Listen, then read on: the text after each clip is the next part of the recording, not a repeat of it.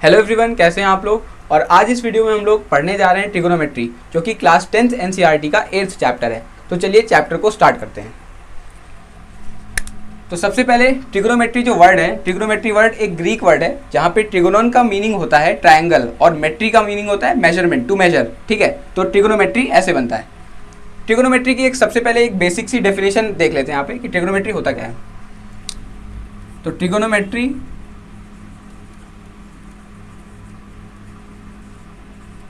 is the study of relationship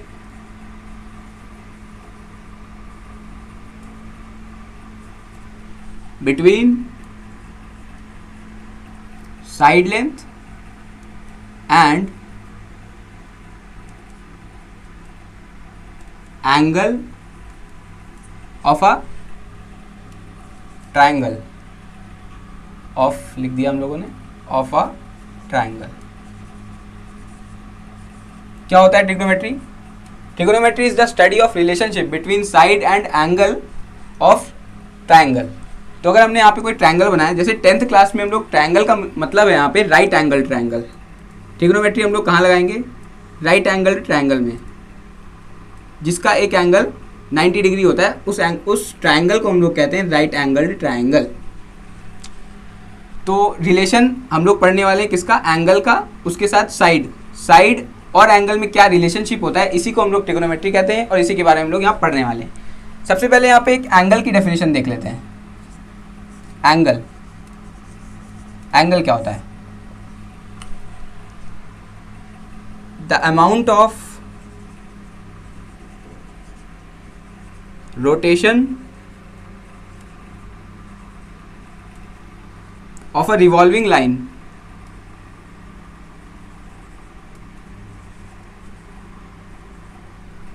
with respect to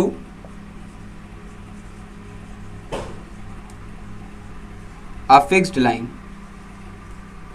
is called an angle। ये definition क्या लिखी है मैंने, इसको समझते हैं। जैसे हमारे पास यहाँ पे इधर देखते हैं, दो लाइन है, ये वाली लाइन है फिक्स्ड और ये ऊपर वाली लाइन है रिवॉल्विंग लाइन, जिसको हम लोग मूव कर सकते हैं। अगर आपको ऐसे समझ में नहीं आ रहा तो एक डेली लाइफ एग्जांपल से हम लोग समझते हैं। क्लॉक, घड़ी जो होती है, घड़ी में इसे हम लोग मान लेते हैं आवर हैंड है। ठीक है, आवर हैंड है और ये मिनट हैंड है।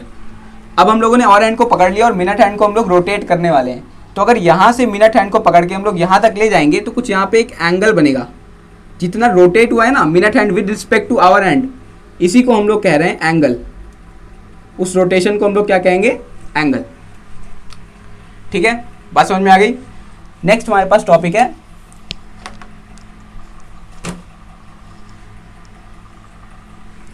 नेक्स्ट। अब समझते हैं कि एंगल जो होता है हमारे पास, बोल देते हैं इस एंगल को theta.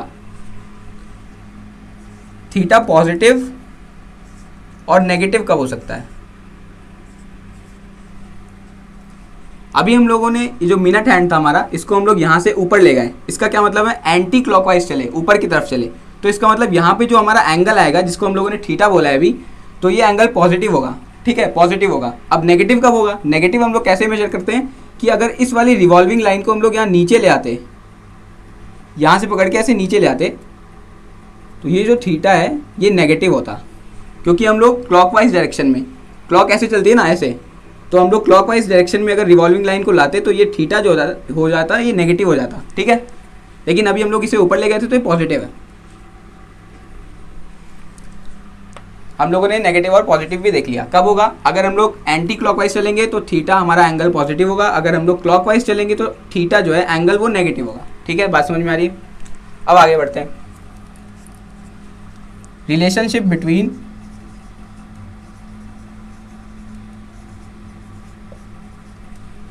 Arc length, angle and radius. Angle अभी अभी हम लोगों ने पढ़ लिया, रेडियस भी हम लोग जानते हैं, सर्कल का जो रेडियस होता है। आर्क लेंथ क्या है, इसे देखते हैं। तो ये मान लेते हैं सर्कल का एक सेंटर है, यहाँ पे हम लोग सर्कल बनाने वाले हैं, लेकिन इस बार हम लोग पूरा सर्कल नहीं बनाएंगे, सर्कल का एक पार्ट बनाते हैं, ठीक है। बस यहीं पे रुक गए। ये हमारा रेडियस है। अब ये जो लेंथ है ना, ये वाली लेंथ, ये पूरी लेंथ, इसी को हम लोग कहेंगे आर्क लेंथ। ये हमारी arc length.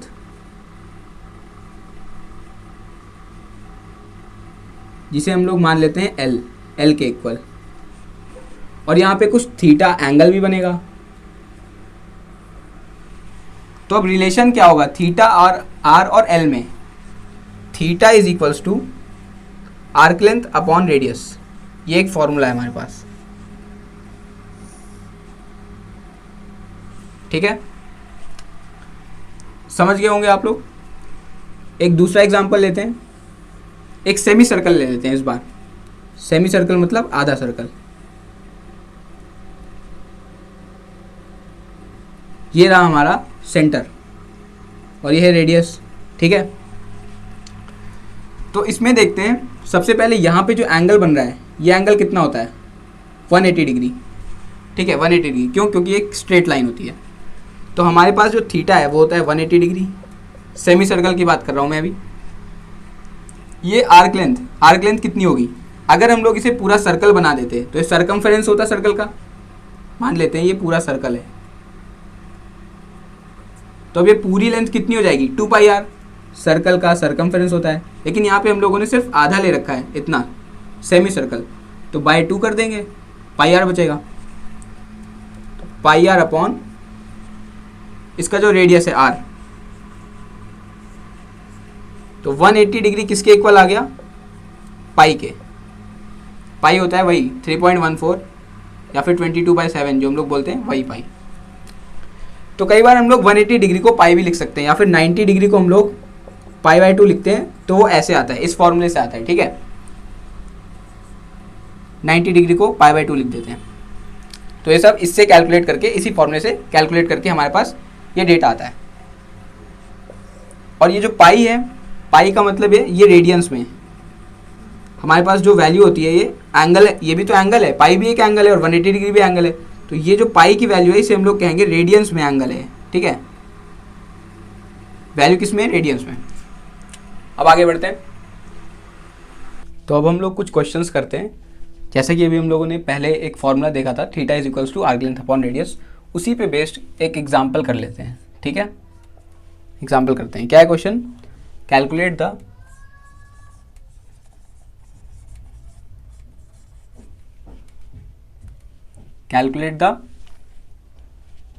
length of an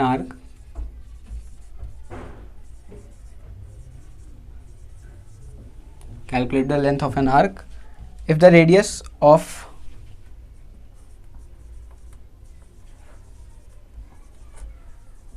the arc is 4 centimeter and central angle is pi by 4 radians, ठीक है। बहुत ही सिंपल क्वेश्चन है। पॉज करके एक बार ट्राई कर लीजिए पहले आप लोग, ठीक है। उसके बाद सॉल्यूशन देखना।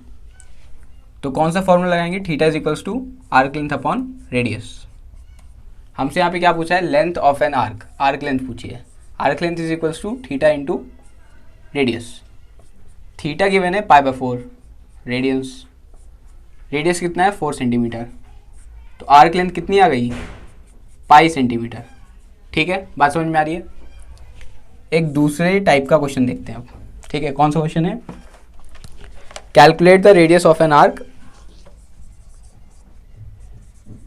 रेडियस पूछ रहा है आपकी बार of an arc if length of the arc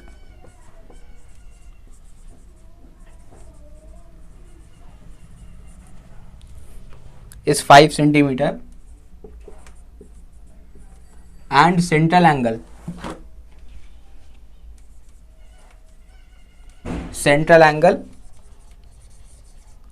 is 60 degree.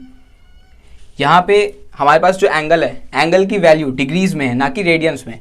तो हमें पहले इस डिग्री को रेडियंस में कन्वर्ट करना पड़ेगा, ठीक है।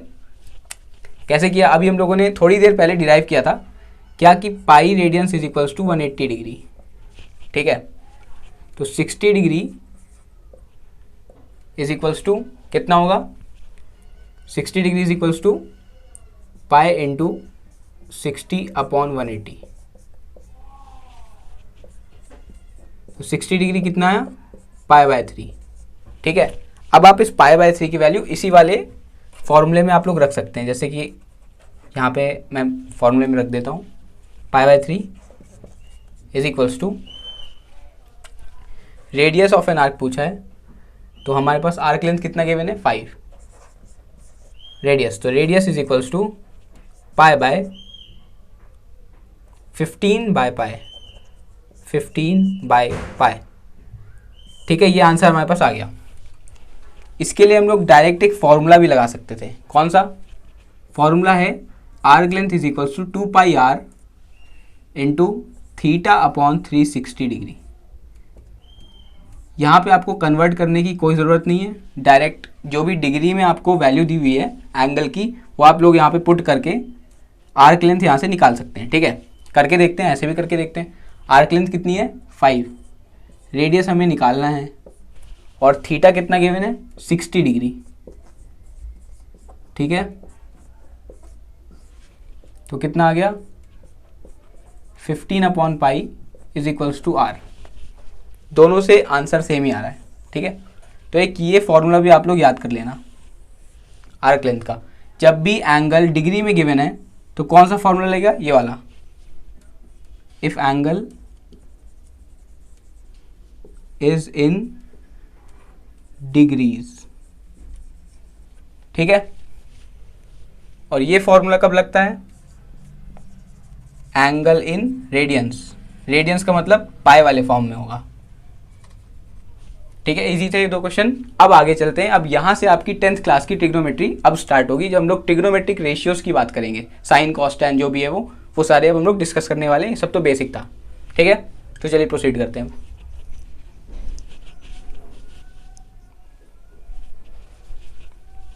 तो अब यहाँ से स्टार्ट करते हैं ट्रिगोनोमेट्रिक रेशियोज।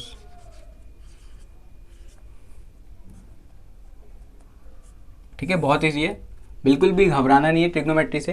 यहाँ पे मैं बिल्कुल बेसिक से पढ़ा रहा हूँ, एक छोटी छोटी बात हम लोग यहाँ पे डिस्कस कर रहे होंगे तो क्लियर हो जाएगा आप लोगों को। ठीक है, तो इसके लिए हम लोग राइट एंगल ट्रायंगल लेंगे।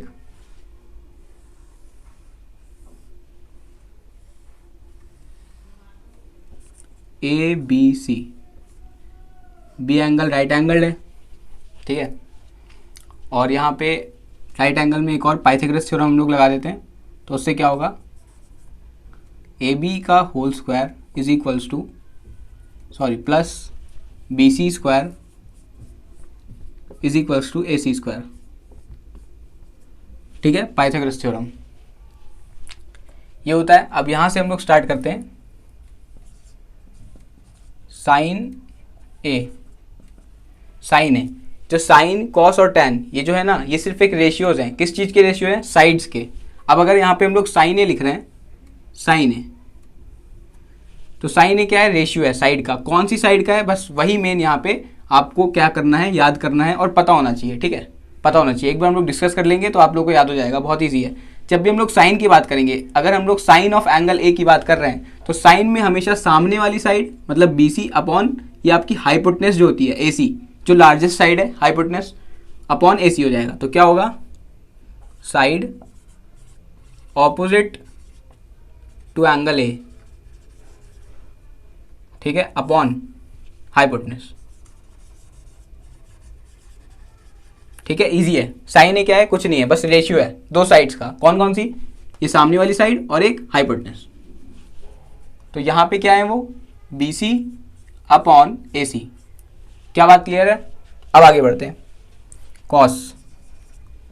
कॉस ए लिखेंगे जब भी हम लोग, तो कॉस ए जो भी होता है, जब भी जिस एंगल का भी हम लोग कॉस लेंगे, कॉस जिस एंगल का भी लेंगे, उसकी नीचे वाली साइड जो होगी, एडजेसेंट साइड जिसे हम लोग कह सकते हैं, नीचे वाली साइड अपॉन हाइपोटेनस। बस side adjacent to angle A, यहाँ पे भी एंगल ए अपॉन हाइपोटेनस। फिर से बिल्कुल कोई सोचने वाली बात है नहीं। जब भी साइन की बात करेंगे तो क्या, सामने वाली साइड, उस एंगल के सामने वाली जो साइड होगी अपॉन हाइपोटेनस। और जब भी कॉस की बात करेंगे तो नीचे वाली साइड जो होगी, बगल वाली, जिसे हम लोग कहते हैं एडजेसेंट साइड। यहाँ पे क्या होगी, ए बी अपॉन ए सी। ठीक है, नेक्स्ट है tan ए। tan ए, tan ए को हम लोग रेशियो में कैसे लिखेंगे, साइड के रेशियो में, सामने वाली side B C upon adjacent side, side opposite to angle A upon side adjacent to angle A, B C upon A B. ठीक है, यहां पे लेकिन एक और चीज है, sine A upon cos A. अगर हम लोग साइन ए और कॉस ए को डिवाइड कर देंगे तो क्या आएगा, एक बार डिवाइड करके देखते हैं रफ में। Sine A upon cos A, sine A क्या था, B C upon A C, multiplied by A C upon A B. Inverse हो जाएगा ना, इनवर्स नहीं reciprocal, A C upon A B. A C और ए सी कैंसिल हो जाएंगे तो B C upon A B आ जाएगा। ये तो tan है, tan A B C upon A B. ठीक है, तो इसका क्या मतलब है, sine A upon cos A, ये भी tan ए के बराबर ही होगा। हम लोगों ने यहाँ पे डिवाइड करके भी देख लिया, sine A upon cos A क्या आ रहा है, B C upon A B, जो कि tan ए भी है, tan A B C upon A B, ये भी वही है। ठीक है, तो tan A is equal to sine A upon cos A, ये भी एक फॉर्मूला हो गया हमारे पास। नेक्स्ट अब आ जाते हैं कोसेक ए पे। कोसेक ए, कोसेक ए क्या होता है, ये होता है 1 अपॉन साइन ए, 1 अपॉन साइन ए। तो इसका क्या मतलब हुआ, साइन ए का जो भी है उसका रेसिप्रोकल ले लेना है, 1 अपॉन में कर देना है। तो इसका क्या मतलब है कि hypotenuse upon side opposite to angle A हो जाएगा, और क्या हो जाएगा ये, A C upon B C, A C upon B C. ठीक है, बात समझ में आ रही है। नेक्स्ट पे चलते हैं अब सेक ए पे, सेकेंड ए, 1 अपॉन कॉस ए होता है, तो कॉस ए का रेसिप्रोकल ले लेंगे। इसका मतलब hypotenuse upon side adjacent to angle A, जो कि क्या हो जाएगा, ए सी अपॉन ए बी। ठीक है, और लास्ट है कॉट, कॉट ए, दिखाई दे रहा है यहाँ पे, कॉट ए, कॉट ए क्या होता है, 1 अपॉन tan ए। तो tan ए का रेसिप्रोकल कर देंगे, क्या हो जाएगा, A B upon B C. ठीक है, और cos A upon sine A, ये भी तो रेसिप्रोकल हो जाएगा, cos A upon sine A. अब यहाँ पे कुछ कॉमन मिस्टेक्स जो आप लोग कर सकते हैं, कई लोगों को नहीं समझ में आता तो लोग ऐसा कर देते हैं, वो मिस्टेक्स यहाँ पे डिस्कस कर लेते हैं। फॉर एग्जांपल साइन ए जो है, साइन ए ये प्रोडक्ट नहीं है, साइन मल्टीप्लाइड बाय ए, ऐसा नहीं लिखा। जैसे हम लोग a इंटू बी को ए बी लिख देते हैं ना, वैसे यहाँ पे साइन और a का मल्टीप्लिकेशन नहीं हो रहा है। इसका पूरा मतलब ये होता है sine of angle a is equals to ये रेशियो, जो साइड का रेशियो होता है, ये होता है पूरा मतलब साइन ए का। ऐसे हम लोग सिर्फ डिनोट करते हैं इसे, मतलब लिख देते हैं, लेकिन इसका मतलब ये होता है। अब हम लोग को अगर साइन ए बार बार लिखना है तो इतना लंबा तो हम लोग लिखेंगे नहीं, इसलिए हम लोगों ने साइन ए से छोटा सा कर दिया साइन ए। ठीक है, इसका ये मतलब बिल्कुल भी नहीं हो रहा कि साइन मल्टीप्लाइड बाय ए। जैसे ही आपने साइन को ए से अलग कर दिया तो साइन का कोई भी मतलब नहीं है। ठीक है, साइन मीनिंगलेस है, ये सिर्फ एक हम लोग इसे डिनोट करते हैं, दिखाते हैं ऐसे, और उसका मतलब क्या होता है, रेशियो। ठीक है, तो ये बहुत ही ईजी सा एक मिसकंसेप्शन जो था लोगों को हो जाता है। अब नेक्स्ट आगे बढ़ते हैं। अब चलिए एक प्रूफ देख लेते हैं। प्रॉपर्टी है, उसका प्रूफ। प्रॉपर्टी क्या है, two similar triangles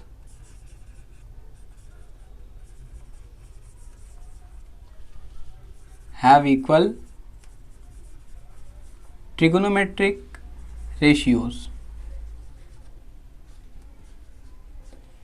trigonometric ratios कैसे होते हैं, प्रूफ देखते हैं। अब कि कोई भी दो सिमिलर ट्रायंगल्स हैं अगर, तो उनके ट्रिगोनोमेट्रिक रेशियोज इक्वल होंगे, बराबर होंगे। कैसे? सबसे पहले एक ट्रायंगल ड्रॉ करते हैं, राइट एंगल ट्रायंगल। उसके बाद यहाँ पे हमने एक परपेंडिकुलर ड्रॉप कर दी, PM नाम दे दिया इसका। यह है A, B और C, ये राइट एंगल, ये परपेंडिकुलर थी तो ये भी राइट एंगल। अब APM और ACB ये दोनों ट्रायंगल्स जो हैं सिमिलर हैं कि नहीं हैं, ऐसे लिख देते हैं, triangle ABC is similar to triangle AMP। ठीक है, सिमिलर है तो सिमिलर होने का क्या मतलब है, इनके जो साइड के रेशियोज हैं वो इक्वल होंगे, साइड के रेशियोज इक्वल होंगे। इसका क्या मतलब है कि हम लोग BC upon MP BC upon MP is equals to क्या लिखेंगे, AC अपॉन AP। कैसे लिखा है? क्योंकि ये दो ट्रायंगल्स जो हैं सिमिलर हैं, इसका मतलब क्या है, उनके जो साइड का रेशियो है ये इक्वल होता है। ठीक है, प्रॉपर्टी है, इतना आप लोगों को पता होगा। सिमिलर कौन सी प्रॉपर्टी से हैं? ए सिमिलैरिटी, एक एंगल है कॉमन और दोनों 90 डिग्री। अब ये इक्वल है, अब यहाँ पे क्या हम लोग साइन ए लिख सकते हैं? साइन ए क्या होगा, अगर हम इस छोटे वाले ट्रायंगल AMP में देखें तो साइन ए क्या होगा, सामने वाली साइड मतलब PM अपॉन AP। ठीक है, PM अपॉन AP। हमें यहाँ पे साइन A बनाना है, तो क्या करेंगे हम लोग, क्रॉस मल्टीप्लाई कर देते हैं, AC को इधर ले आते हैं तो BC अपॉन AC हो जाएगा ये, और ये हो जाएगा MP अपॉन AP। तो सेम है ना, PM upon AP sine A के इक्वल आ रहा है। बड़े वाले ट्रायंगल का साइन ए क्या होगा, BC अपॉन AC।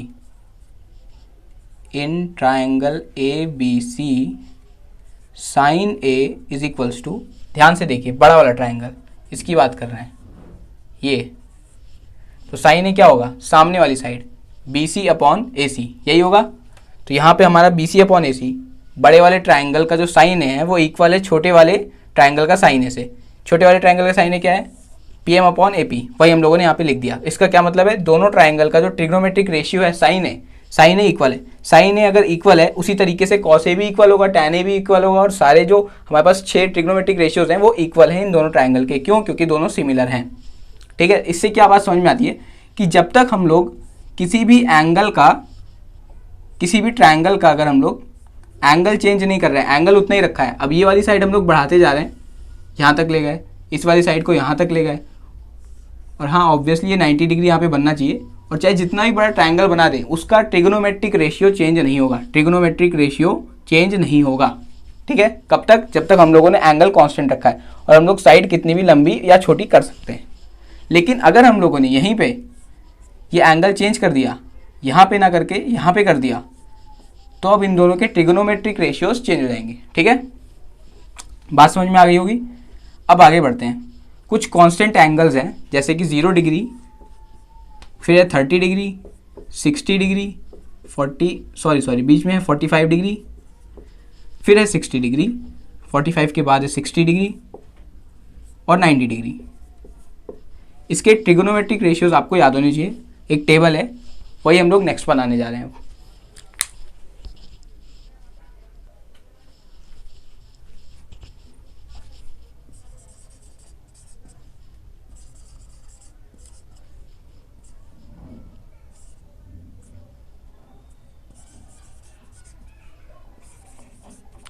ये टेबल है, ये टेबल आप लोग याद कर लीजिएगा, याद होना चाहिए, इजी हो जाएगा आपके लिए। 45 डिग्री, 60 डिग्री और फिर 90 डिग्री। साइन 0 होता है 0, और साइन 30 होता है हाफ, ये होता है 1/√2, ये आपका हो जाएगा √3/2 और 1। कॉस की ये सारी वैल्यूज़ उल्टी हो जाएंगी, ऑपोजिट, मतलब 1 √3/2 1/√2, 1/2 और 0। ठीक है, tan a क्या होता है, sin a upon cos a, तो 0/1 0, 1/2 1/2 मल्टीप्लाइड बाय 2/√3, 1/√3। ठीक है, tan 30 कितना आया, 1/√3। इसको कैसे करेंगे, 1/√2 अपॉन 1/√2 क्या आएगा 1, tan 45 1। अब ये क्या हो जाएगा आपका √3, 1/0 इज़ नॉट डिफाइंड। ठीक है, या फिर इनफाइनाइट, कुछ भी लिख सकते हैं आप लोग। कॉसेक ए क्या था हमारे पास, रेसिप्रोकल था किसका, साइन ए का, तो 0 का रेसिप्रोकल क्या होगा 1/0, ये हो जाएगा नॉट डिफाइंड। ठीक है, ये हो जाएगा आपका 2√2, 2/√3 और ये हो जाएगा 1। सेक ए किसका रेसिप्रोकल था, कॉस ए का, तो 1/1 1 होता है, ये हो जाएगा 2/√3 और 1/√2 √2 2 और ये 0 था तो 0 हो जाएगा 1/0 नॉट डिफाइंड। ठीक है, क्योंकि किसी भी नंबर को फॉर एग्जांपल 1/0 0 से हम लोग डिवाइड नहीं कर सकते, नॉट डिफाइंड, इनफाइनाइट आता है। कॉट ए क्या होता है, 1/tan a होता है, तो 1/0 फिर से नॉट डिफाइंड। ठीक है, √3 और ये हो जाएगा 1, ये हो जाएगा 1/√3 और नॉट डिफाइंड। नॉट डिफाइंड का क्या मतलब था, 1/0, तो इसका रेसिप्रोकल हो जाएगा 0/1 तो हो जाएगा 0। ठीक है, ये टेबल है, बहुत ईजी था। आप लोगों को क्या करना है, सिर्फ ये 0 डिग्री वाला याद कर लो, मतलब साइन का याद कर लो एक बार, सारे जितना 0 30 45 60 और 90, उसके बाद सब आप लोग ऐसे लिख सकते हैं, बहुत ईजी है। कॉस में क्या करना है, सीधा उसका उल्टा कर देना है, जैसे 0 से लेके 1 तक गए थे, अब यहाँ 1 से लेके 0 तक जाएंगे। tan ए क्या था, sine upon cos, cosec inverse था, रेसिप्रोकल था, सेक भी रेसिप्रोकल था और कॉट भी रेसिप्रोकल था। ठीक है, बात समझ में आ रही है। अब और आगे बढ़ते हैं, कुछ और फॉर्मूले हैं।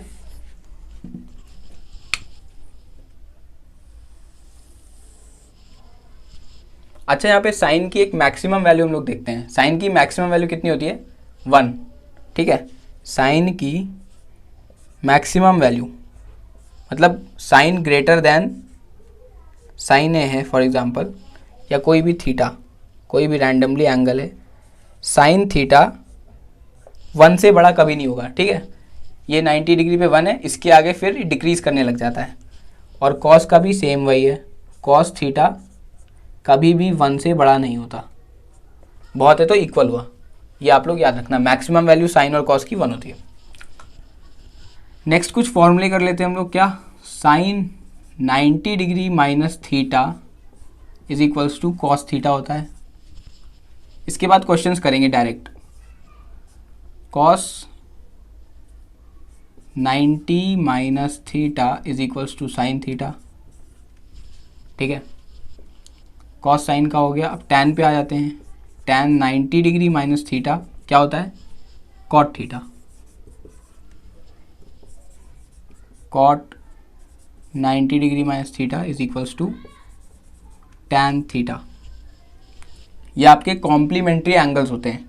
कॉम्प्लीमेंट्री एंगल्स कौन से होते हैं, A plus B is equals to, अगर 90 डिग्री है तो हम लोग इन ए प्लस बी को क्या कहेंगे, कॉम्प्लीमेंट्री एंगल से। क्यों, क्योंकि इनका सम जो है वो 90 डिग्री आ रहा है। फॉर एग्जांपल अगर A plus B is equals to 180 degree आता तो ए प्लस बी क्या है, सप्लीमेंट्री एंगल्स है। ठीक है, टैन कॉट हो गया।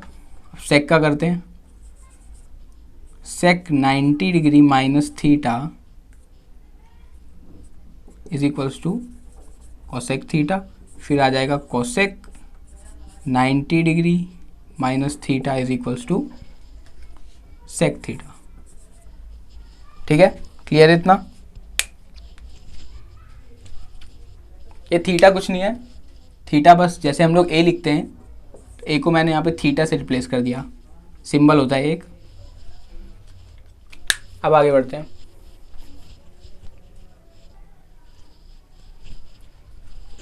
अब आ जाते हैं ट्रिगोनोमेट्रिक आइडेंटिटीज़ पे। हमारे पास कुछ आइडेंटिटीज़ हैं। ठीक है, आइडेंटिटीज़ क्या होती हैं, जो हमेशा ट्रू होती हैं। सबसे पहला क्या है, sine square theta plus cos square, इसको ए ही ले लेते हैं, ठीक है, कहीं आप लोग थीटा में कन्फ्यूज हैं। तो cos square A is equals to 1। A क्या है, कोई भी एक रैंडम एंगल है, ये पहली प्रॉपर्टी है। फिर आता है 1 plus tan square A is equals to cot square sec square A, ठीक है। थर्ड क्या है, 1 प्लस कॉट स्क्वायर, अब आएगा cot, is equals to cosec square A, ठीक है। इनके प्रूफ देख लीजिए, बोर्ड्स में कई बार प्रूफ करने को आ जाता है। तो sine square plus cos square A, इसके लिए सबसे पहले एक राइट एंगल ट्रायंगल बनाएंगे, ठीक है, ए बी और C, right angled at C, A B C is a right angle triangle, right angled at C, ऐसे लिख देना statement. Let there be a triangle, नहीं, right angle triangle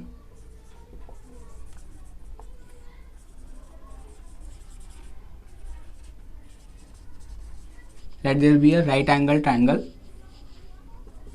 right angled at C, ठीक है। कहाँ पे right angle है ये बताना पड़ता है, सी पे राइट एंगल।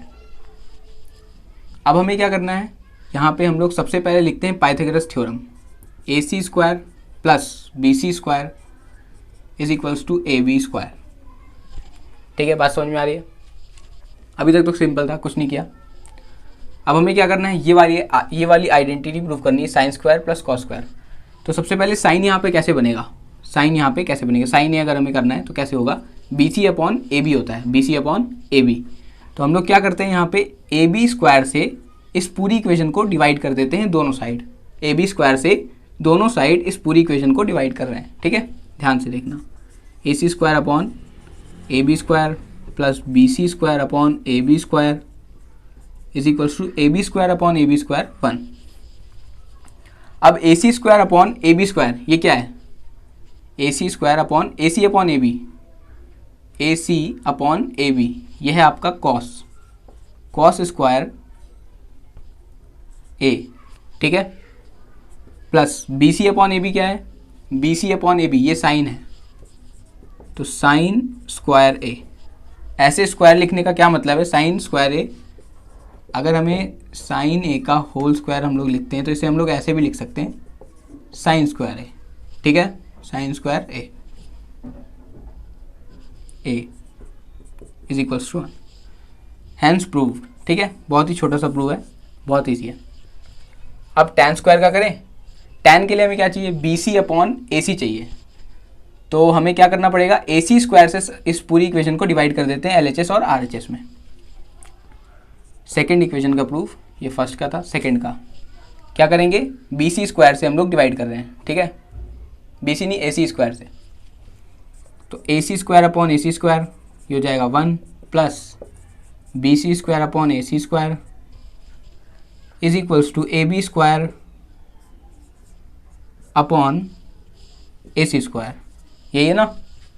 अब A C square upon A सी ये 1 हो गया, B C upon A C क्या है, B C upon A C tan, तो टैन ए का whole square, A B upon A C क्या है, ए बी अपॉन ए सी ये है सेक स्क्वायर, ठीक है, इजी था, ये भी प्रूव हो गया। किससे डिवाइड करना है ये कैसे पता लगेगा, जैसे पहली इक्वेशन में सबसे पहले साइन है हमारे पास, तो हमें साइन बनाना है, हमें यहाँ पे साइन बनाना है।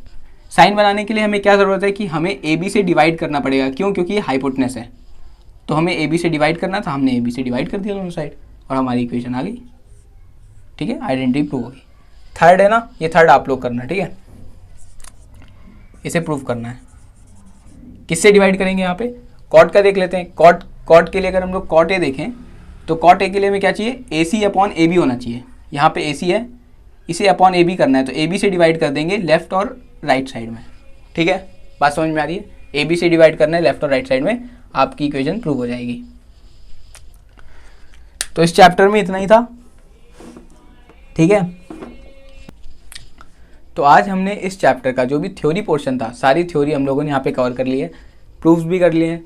अब हमारे पास सिर्फ एक्सरसाइजेस के सॉल्यूशंस बचे हैं। तो नेक्स्ट वीडियो में आप लोगों को एक्सरसाइज के सॉल्यूशन मिल जाएंगे। कौन सी एक्सरसाइजेस? जो एनसीईआरटी में हमारे पास एक्सरसाइजेज हैं उनके सॉल्यूशन, और जो एग्जांपल है हम लोग वो भी करने वाले हैं। तो अगर आपसे कोई भी एग्जांपल नहीं हुआ है या फिर कोई भी एक्सरसाइज नहीं हुआ है, एक्सरसाइज का क्वेश्चन, तो आप लोगों को टेंशन लेने की जरूरत नहीं है। नेक्स्ट वीडियो में हम लोग सॉल्यूशंस ला रहे हैं। आपसे जो भी क्वेश्चंस नहीं हुए आप लोग सॉल्यूशन देख के उसे कर सकते हैं, समझ सकते हैं, ठीक है। तो मिलते हैं एक नेक्स्ट वीडियो में, तब तक के लिए बाय।